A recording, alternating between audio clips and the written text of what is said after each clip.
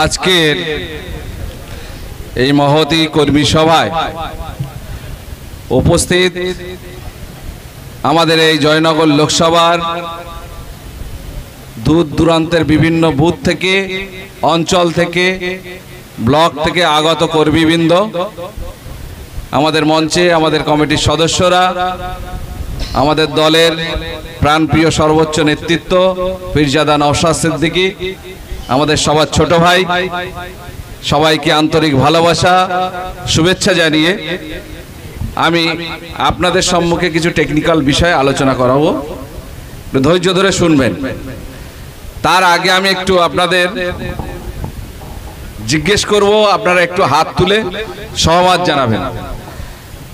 কুলতলি থেকে কারা কারা এসছেন একটু হাত তুলেন। কুলতলি বিধানসভা, কুলতলি বিধানসভা, ঠিক আছে, রাখুন, হাত রাখুন। জয়নগর বিধানসভা,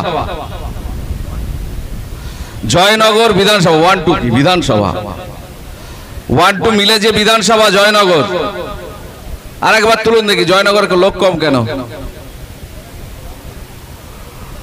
আচ্ছা, বাসন্তী, বাসন্তী,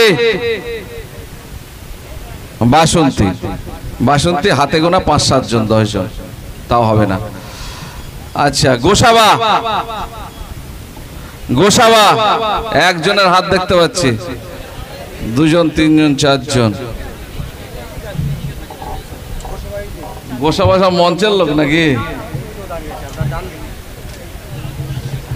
8-10 জন, 15 জন হবে, খুব বেশি হলে, বেশি হলে 15 জন হবে। আশেপাশে হয়তো অনেকে হাত দেখাতে পারেনি। গোসাবা, বাসন্তী, জয়নগর, কুলতলি হয়ে গেল। ক্যানিং 1, ক্যানিং 1 যেখানে সভা হচ্ছে। আচ্ছা, খুব ভালো, খুব ভালো। ক্যানিং মানে এটা হচ্ছে পশ্চিম, ক্যানিং পূর্বে, ক্যানিং পূর্বে থেকে যারা এসছেন, ও ক্যানিং পূর্ব থেকে তো ভাঙড়ের লোক। আচ্ছা, ঠিক আছে। আর এইদিকে প্রপার জীবনতলা থেকে কারা এসছেন একটু হাত দেখাবেন। জীবনতলা, ক্যানিং পূর্ব, জীবনতলা। আচ্ছা, তার মানে পুরো 2 জন 3 জন ছাড়া কেউ জীবনতলা থেকে আসেনি। তাহলে বাকি রইল কোনটা প্রশান্ত? মগরাহাট পূর্ব, মগরাহাট পূর্ব থেকে এসছে কেউ? মগরাহাট পূর্ব থেকে মনে হচ্ছে না এসেছে কেউ। যাই হোক, এখানে কিন্তু অ্যাটেন্ডেন্স হয়ে গেল। আপনারা খাতাপত্রে কি জমা দিয়েছেন তার থেকে বড় কথা আপনারা হাত তুলে যেটা দেখালেন, এতে করে বোঝা গেল যে আপনারা কোন বিধানসভা থেকে কত লোকজন আজকের কর্মী সভা থেকে এসছেন, কর্মী সভাতে এসছেন। আজকে আপনাদের এখান থেকে বাড়ি গিয়ে কিছু কাজ আছে।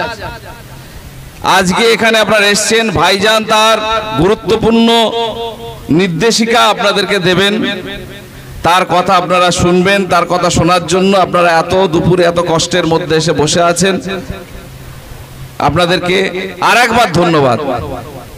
কিন্তু কথা হলো ভোট একরকম জিনিস, আর ভিড় করে জনসভা বা কর্মী সভাতে আসা আর এক রকম জিনিস। আপনাদের প্রত্যেকটা বিধানসভাতে যত সংখ্যক অঞ্চল আছে, সেই অঞ্চল এবং বিধানসভাতে নির্বাচনী কমিটি বানাতে হবে। লোকসভা নির্বাচনী কমিটি হয়েছে, লোকসভা নির্বাচনী কমিটিতে যারা বিধানসভার মধ্য থেকে দায়িত্বে আছেন, তারা দায়িত্ব নিয়ে বিধানসভা নির্বাচনী কমিটিটা কমপ্লিট করতে হবে। এখন পর্যন্ত আমার যা নলেজে আছে 2টো বিধানসভা কমিটি এখনো হয়নি। আমি নেতৃত্বদের বলবো যত দ্রুততার সঙ্গে সেই কমিটি করা যায় তার চেষ্টা করুন। বিধানসভা কমিটিতে যারা নেতৃত্বে আসছেন অঞ্চল থেকে, তারা দায়িত্ব নিয়ে বিধানসভা কমিটির নেতৃত্বদের সহযোগিতা নিয়ে অঞ্চল নির্বাচনী কমিটিটা তাড়াতাড়ি করে ফেলুন। অঞ্চল নির্বাচনী কমিটির যারা দায়িত্বে থাকবে তারা দ্রুততার সঙ্গে বুথ নির্বাচনী কমিটি কমপ্লিট করতে হবে। এই যে প্রসেস, এই প্রসেস যত তাড়াতাড়ি সম্ভব কমপ্লিট করে আপনারা বুথের এজেন্ট, একজন রিলিভার, তার সঙ্গে একজন, মোট 4 জন এজেন্ট এক একটা বুথে যত তাড়াতাড়ি সম্ভব কমপ্লিট করুন। যে এজেন্ট হাজার সমস্যার মধ্যে বুথের মধ্যে বুক চিতিয়ে বসে থাকবে, কিছু না পারলে অন্তত নোট করবে যে কি প্রবলেম হচ্ছে। তাহলে বুথের এজেন্ট আপনি যেখানে দিতে পারবেন আপনার ভোট কিন্তু সেখানে হবে। বুথের এজেন্ট দিতে না পারলে আপনি হাজার চেষ্টা করলেও সেই বুথে ভোট হবে না। আপনার এই স্বতঃস্ফূর্ত উৎসাহ উদ্দীপনা আপনাকে যদি বুথের মধ্যে 4টে লোক না ফিট করতে পারেন তাহলে এই সব বেকার হয়ে যাবে। যার কারণে আমরা বলছি জনসভা হবে, র্যালি হবে, প্রার্থী পরিচিতি হবে, পাড়ায় পাড়ায় ঘোরা হবে, সব হবে, কিন্তু তার মধ্যে দিয়ে আপনার এজেন্টদের নিয়ে আপনার ব্লকে আপনার অঞ্চলে কর্মী সভা করতে হবে ফাঁকে ফাঁকে। অর্থাৎ কত বুথে আপনি এজেন্ট দিতে পারলেন তার তালিকা এবং সেই এজেন্টদের সঙ্গে এনে এরকম ভাবে কর্মী সভা, ঢালাও জনসভার দরকার নেই। সেই মিটিংটা হবে খালি এজেন্টদের নিয়ে আর নেতাদের নিয়ে হবে যারা পরিচালনা করবে। তাহলে দ্রুততার সঙ্গে যে কাজগুলো বললাম এগুলো করা যাবে না যাবে না? আপনারা বলুন একটু, করা যাবে? যদি না করা যায় কিন্তু কোনো আবেগ উদ্দীপনা কাজে আসবে না, প্র্যাকটিক্যালে যদি আপনারা কাজ না দেখাতে পারেন। আর এই আবেগ যদি বাক্সে রূপায়িত হয়, অর্থাৎ এই যে ঝড় আইএসএফ কে সামনে রেখে আইএসএফ এর নেতার আদর্শ উদ্দেশ্য লক্ষ্য তার বুক চিতিয়ে যে লড়াই জনসম্মুখে বিধানসভার মধ্যে, তাতে আপনারা যে আকৃষ্ট হয়ে আজকে যে উচ্ছ্বাস তৈরি করেছেন সেটা তখনই বাস্তবায়িত হবে যদি আপনারা বাক্সের মধ্যে কনভার্ট করতে পারেন ভোট রূপে। তাহলে সেটা করবে কারা? আজকে যারা অগণিত আপনারা কর্মী বাহিনী সৈনিক আইএসএফ এর এখানে হাজির হয়েছেন তারা, তার প্রসেস কি ধাপে ধাপে আমি যেগুলো বললাম এইগুলো আপনি যত করতে পারবেন আপনার কাজটা তত সোজা হবে। আমরা আপনাদের বলছি এতে আপনাদের ভোটার যে লিস্ট, ছবি সহ লিস্ট এখন আপনারা পাচ্ছেন না, আমরা অ্যাপসের মাধ্যমে আপনার মোবাইলে পাঠিয়ে দিচ্ছি। 10টা 12টা 15টা পেজ হবে, সেখান থেকে আপনি ডাউনলোড করে ভোটার লিস্টের ওই পেজটা আপনি বুথের মধ্যে বার করুন। বার করে আপনার বুথ কমিটি যারা নির্বাচনী কমিটি হয়েছেন 15 জন 17 জন 20 জন যাই হয়েছে সেই কমিটি বসে আলোচনা করুন। সেই ভোটার লিস্টের মধ্যে আপনার সমর্থক একেবারে একনিষ্ঠ লড়াই করা সৈনিক বা আপনার ভোট দেবে বা আপনার হয়ে প্রচার করবে সেরকম লোকের সংখ্যা কত আছে। তাহলে সেই সংখ্যাটা প্রথমে আপনার টিক মেরে ঠিক করতে হবে, টিক মেরে ঠিক করতে হবে। তারপরে আপনাকে ঠিক করতে হবে যে বিরোধী দলে হাজার প্রচেষ্টা করলেও কোন ব্যক্তিগুলো আপনার দিকে আসবে না সেটাকে ক্রস চিহ্ন দিতে হবে। অর্থাৎ আপনি সেখানে গিয়ে হয়তো আপনার সময় নষ্ট প্রথমে করবেন না, চলাফেরার পথে দেখাশোনার মধ্যে যদি হাই হ্যালো করতে গিয়ে যদি কিছুটা হয়তো হলো, না হলে আপনাকে ওই জায়গায় গিয়ে প্রথমে সময় নষ্ট আপনি করবেন না।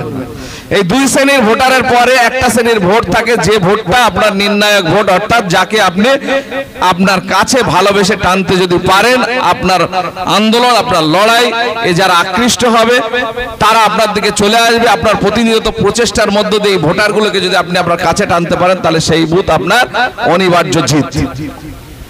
তাহলে এই যে মাঝখানে ভাসমান ভোটার আমি যেটা বললাম যে আপনার পক্ষের ভোট আর শাসক দলের পক্ষের ভোট দুটো আপনি আলাদা করে নিলেন।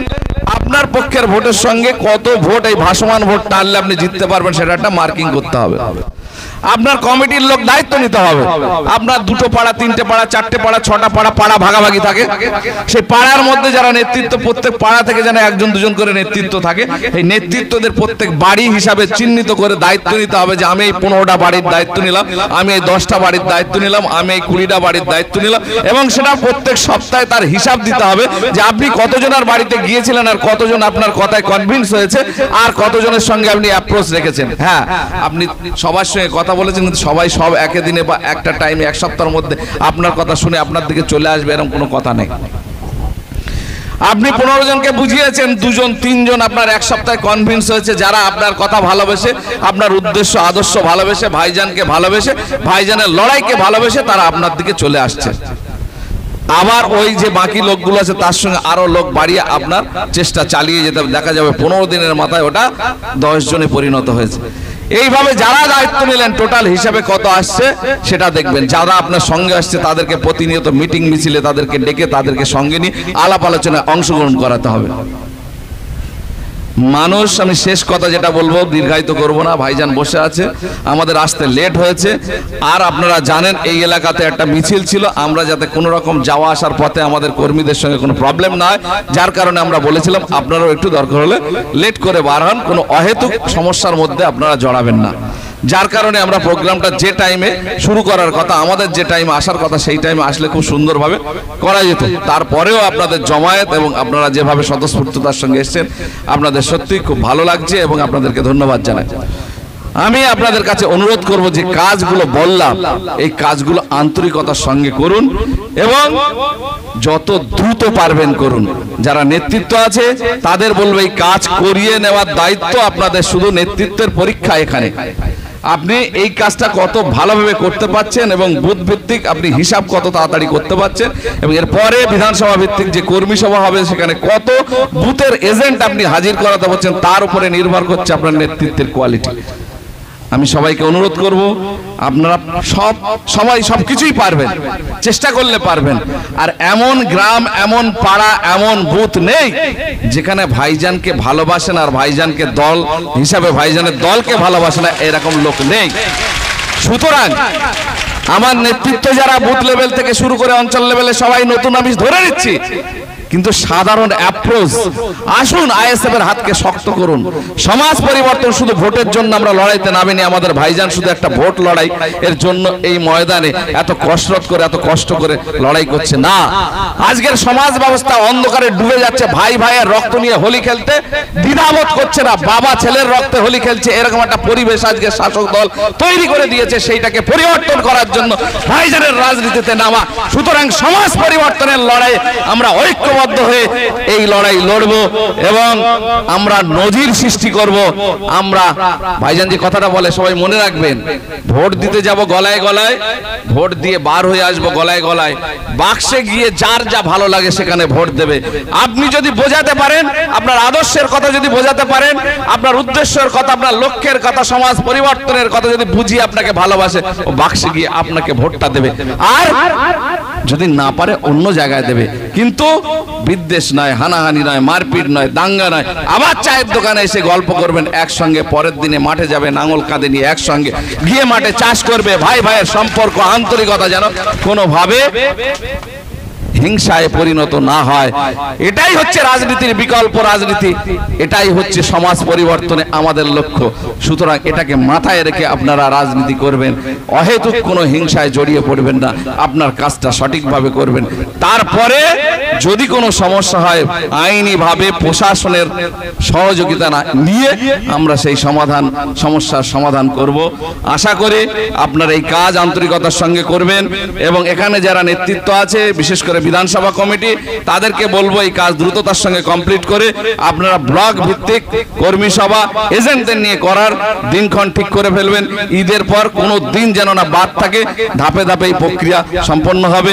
আশা করি আপনারা এই জয়নগরের বুকে যে হাওয়া তৈরি হয়েছে, বিজয় আমাদের আর তার কিছু টাইম সময় মাত্র অপেক্ষা করছে, সেই সময়ের জন্য আমরা পরিশ্রম করব।